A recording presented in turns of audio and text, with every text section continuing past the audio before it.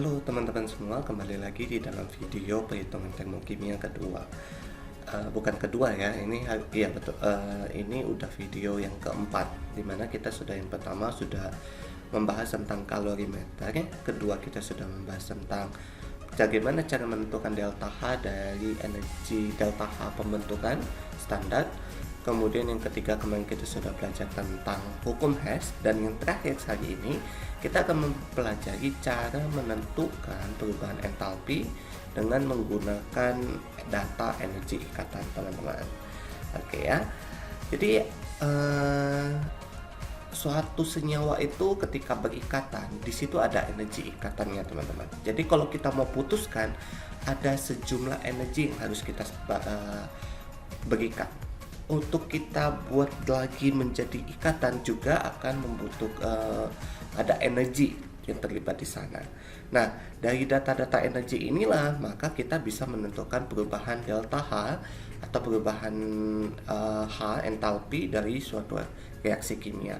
Kenapa? Karena di dalam reaksi kimia itu selalu ada yang namanya proses pemutusan ikatan dan pembentukan ikatan itu sendiri. Jadi di reaktan terjadi pemutusan, di produk membentuk ikatan. Oke, jadi reaksi kimia selalu ada pemutusan ikatan dan pembentukan ikatan. Nah, penentuan perubahan entalpi itu dapat ditentukan dari selisih. Oke, selisih ya. Selisih energi ikatan rata-rata dari reaksi dengan produk. Nah, rumusnya itu adalah yang reaksi dulu. Oke, reaktan dulu energi ikatannya dikurangi jumlah energi ikatan produk.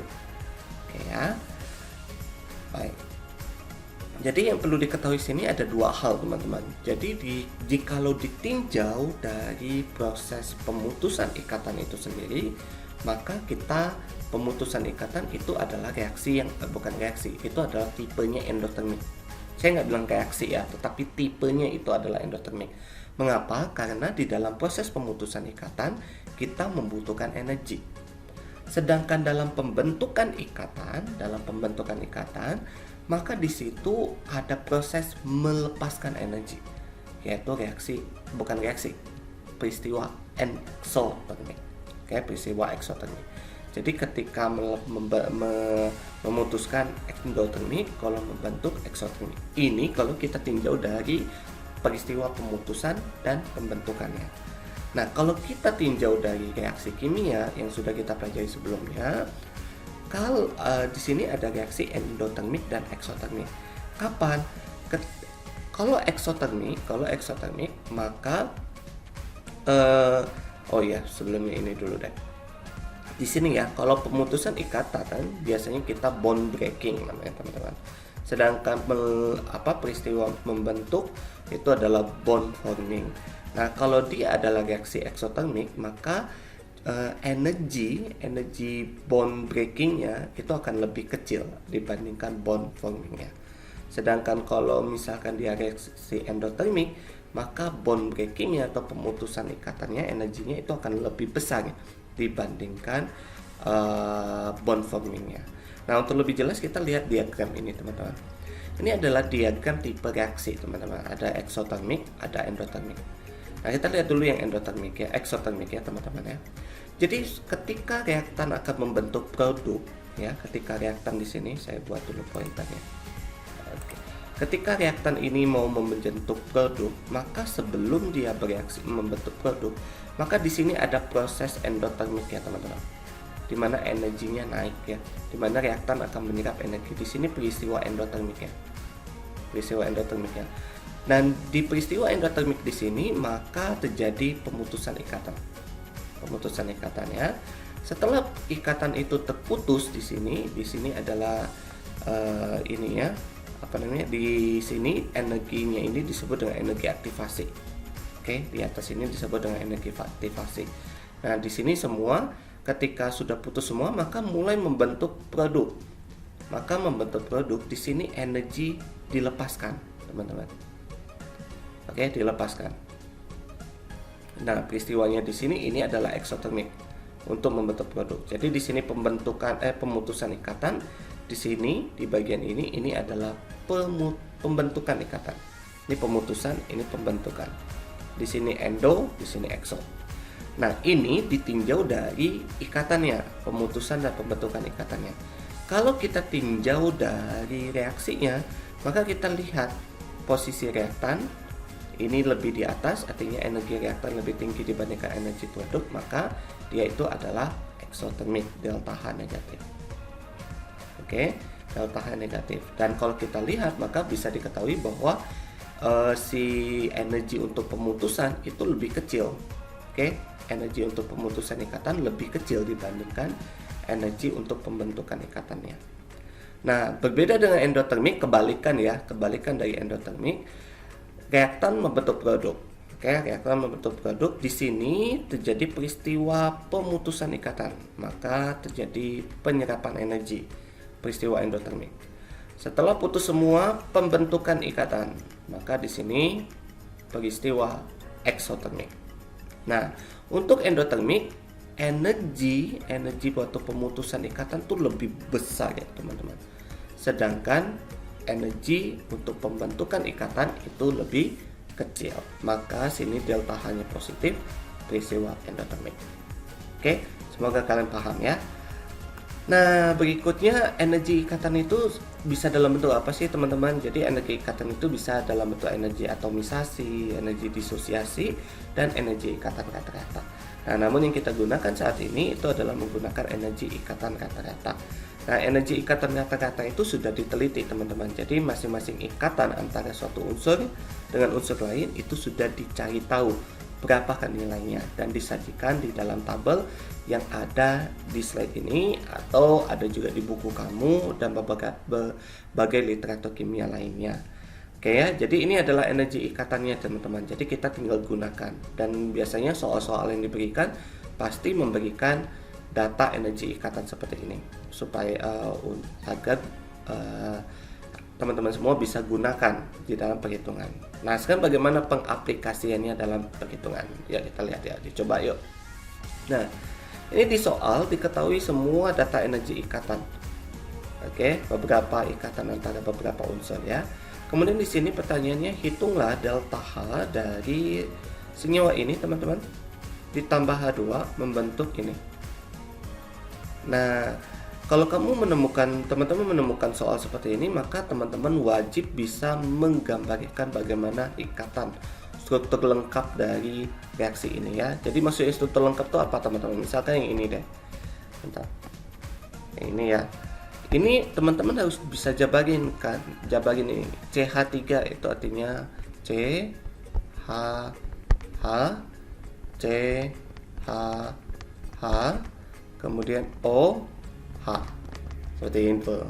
Ya, supaya kenapa harus dijabarin seperti itu? Supaya kita bisa menghitung berapa jumlah ikatan antara C dan H, jumlah ikatan C dan O dan H gitu ya.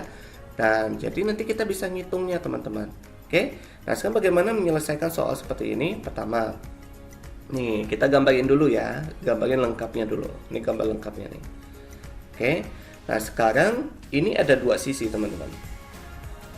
Nah, sisi sebelah kiri itu adalah sisi pemutusan ikatan. Sisi sebelah kanan itu adalah sisi pembentukan ikatan. Nah, sisi sebelah kiri kita lihat dulu.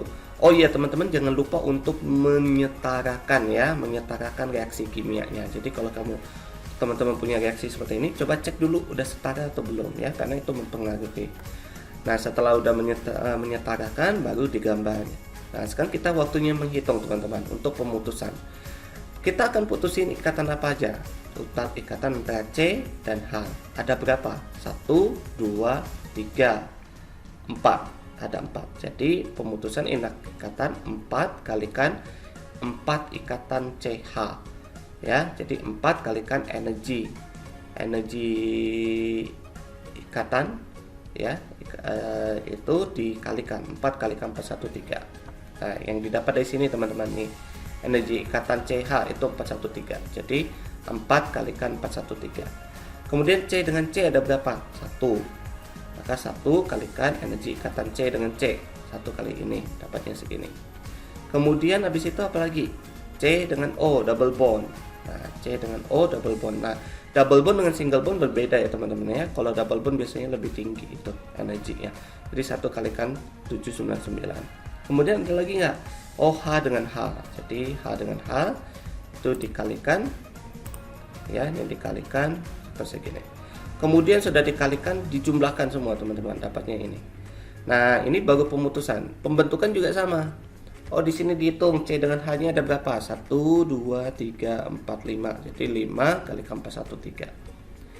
Lalu C dengan O. Oh, 1 C dengan O. C dengan C 1, O dengan H 1. Nah, lalu dijumlahkan dapatnya segini. Maka untuk delta H, energi putus dikurang energi ikatan. Maka kamu dapatnya delta H-nya 1 kJ.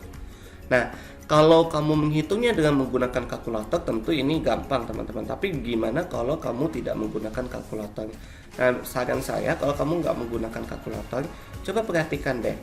Bagian ini, bagian pemutusan ikatan akan dikurang bagian pembentukan ikatan. Benar ya? Dan beberapa itu sama sebenarnya teman-teman. Jadi misalkan C dengan C itu 1 ya teman-teman ya.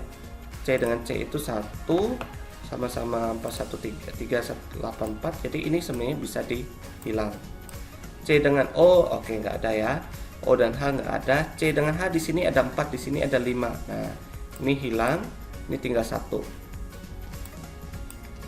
Nah, setelah kamu kurangi seperti itu, baru ini 2 dijumlahkan, baru ini 413. Oke, 413-nya ditambahkan yang ini, tambah ini, baru dikurangkan. Jadi lebih kecil teman-teman dibandingkan harus jumlahkan yang dalam bentuk angka besar. Oke, nah ini adalah soal-soal klasik teman-teman untuk penerapan atau penentuan delta H menggunakan energi ikatan. Namun terkadang ada soal yang dibalik teman-teman. Nah, yang dibalik itu seperti ini. Jadi di sini diketahui beberapa energi ikatan, ada C dengan C, gitu ya, ada C double bond C, ada H dengan H. Nah, di sini diketahui nih delta H-nya. Tapi di sini kalian diminta, teman-teman diminta untuk menentukan delta energi ikatan C dan H. Nah, prinsipnya sama seperti yang kita lakukan sebelumnya, teman-teman. Pertama balancekan dulu kedua gambar. Udah gambar, mulai dihitung. Energi pemutusan ikatan berarti ada 6 C dan H. 6 C dan H tambah 1 ikatan C dan C. Dikurang 4 ikatan C dan H ditambah 1 double bond C tambah 1 H dengan H. Nah, yang kita mau cari itu yang di sini teman-teman. Nah, delta H-nya berapa? Udah ada di dalam soal 124. Nah, DCH-nya kita cari, ini lainnya semua dilengkapi angkanya, maka pada ujungnya kita dapat menentukan D, C, dan H. Oke, gampang ya teman-teman ya untuk energi ikatan, cuma perlu ketelitian gitu ya. Kalau untuk ini perlu ketelitian.